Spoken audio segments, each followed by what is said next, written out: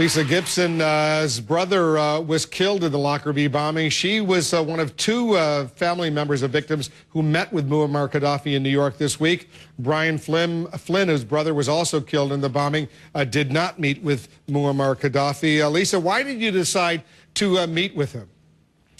Well, I've actually been working on building a bridge of reconciliation since there was a conviction and the acceptance of responsibility with Libya. I started an NGO that has been building bridges with the Libyan government and looking at ways to build bridges of what we call people-to-people diplomacy, looking at ways to hopefully see positive change happen in that country. And so this was kind of the next step in that process. I first went to Libya on a personal reconciliation trip in January of 2005, and I had hoped to meet with him on that trip. It did not come together, but I did in fact meet with some of his senior cabinet officials and essentially just told them, I said, you know, as a Christian, I needed to come here so I could forgive and begin to see the Libyan people differently than I've seen them for the last 17 years.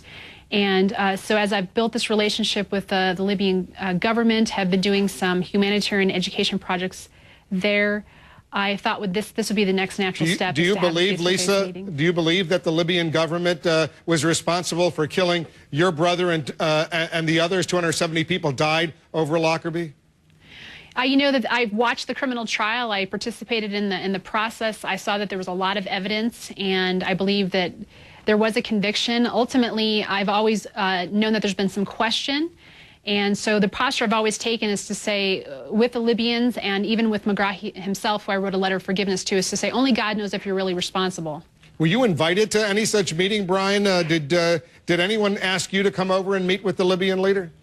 No, no one invited us to meet with them. And I find that meeting with Muammar Gaddafi condones and legitimizes his regime of terror. And I admire Lisa's adherence to her beliefs, and I in fact think it's probably quite gratifying to find comfort in forgiving people. But for some of us to do that, we would have to turn our backs on the thousands of people whose lives have been ruined by Muammar Gaddafi. And I'm not just talking about my brother or Lisa's brother. I'm talking about the thousands of people that live in Libya today, unfree and under the torture of the Gaddafi regime. What did he say to you about the Lockerbie, the Pan Am 103 flight today, Lisa? I'm talking about Gaddafi. You know, we didn't focus as much on the Pan Am 1 discussion. I focused more on sharing with him about the projects I'm doing in Libya to help the Libyan people to find a way to build a bridge of friendship and actually to see lasting change happen in that country. So we didn't have a lot of conversation about that in particular. They've always given me their condolences, but I know consistently that they've always said that they were not responsible. Do you have a problem with this meeting, Brian, that Lisa had with Gaddafi today? I don't have a problem with the meeting because I think Lisa thankfully lives in America and not in Libya. Therefore, she's free to say what she wants and to visit with whom she wants. And in fact, I want to express my condolences to Lisa because she and I share a very similar experience. Our brothers were killed at the same time. However, I do think that if you think about the Libyan regime and you think about what they've done, and to go there and not discuss Lockerbie when your brother was killed by that regime, I find that troubling. And I think that if we really cared about the Libyan people, we would in fact do more to undermine Muammar Gaddafi rather than elevate and legitimize him. Are you concerned, Lisa, as some of your critics are, that you're being used by Libya for propaganda purposes?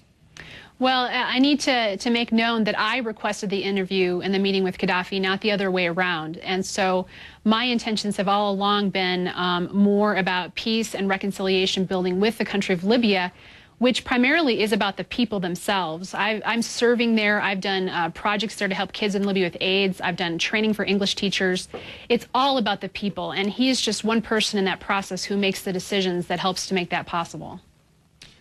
However, Wolf, I would respond to that by saying that in a country that has $60 billion in oil revenue and 20% of the country that is controlled by Gaddafi and 20% of the country lives in abject poverty, I can't see how we're helping the people of Libya by legitimizing and elevating his regime. If we really want to help the children of Libya and help those who are suffering, then I think we have to take a stronger stance against Gaddafi and hold him accountable for what he has done and continues to do.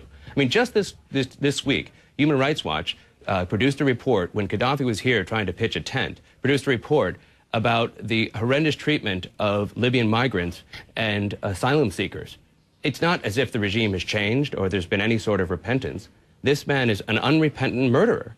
And I think that it's our responsibility, our moral obligation to do something about it. You want to respond to that, Lisa? You know, I think that the abuses that he's talking about are legitimate. I've heard the stories. I've had the privilege of going to Libya 3 times and meeting with the people face to face. I've heard their stories. I know what their lives are like.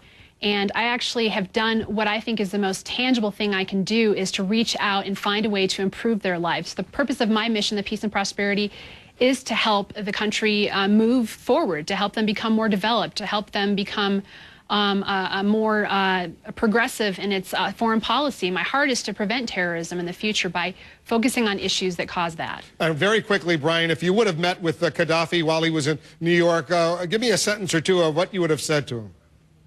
I want to know who was behind it besides McGrahi, and I want to know who's going to take responsibility, and I want to know when he's stepping down from his regime. On that note, we'll leave it. Brian Flynn, Lisa Gibson, thanks to both of you for coming in. Thank you. Thank you for having us. President Obama's foreign policy.